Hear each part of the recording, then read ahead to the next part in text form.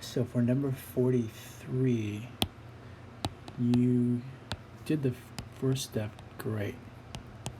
You factored out the greatest common factor, leaving us with this blue polynomial. But that blue polynomial can be factored further. So if we use the method that I saw you using in the previous one, then remember a times c, so 2 times negative 8 is negative 16. And the part in the middle, b, negative 15, goes down here. So we're looking for two numbers that multiply to give us negative 16 and add to give us negative 15. And those two numbers are negative 16 and positive 1. When you multiply them, you get negative 16. And when you add them, you get negative 15.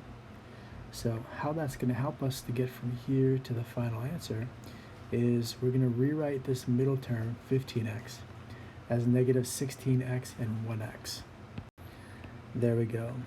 So negative 16x and 1x combine to give us negative 15x. Then we factor these in groups. So the 2x cubed is just kind of out here. We're ignoring it for now. But in this group, we can factor out a GCF of 2x. That leaves us with x minus 8. And in this group, it's just x minus 8.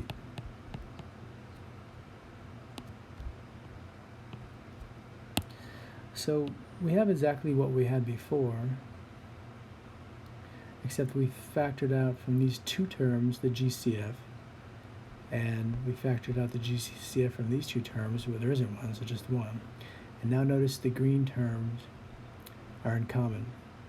So when we look at this product, there's an x minus 8. When we look at this product, there's an x minus 8. So we can rewrite that as x minus 8, and what's it getting multiplied by? 2x and 1. So multiply x minus 8 times 2x and 1. And this is the final answer.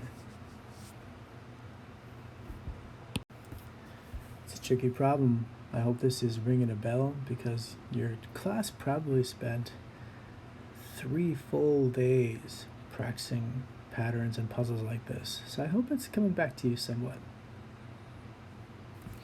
This is the final answer.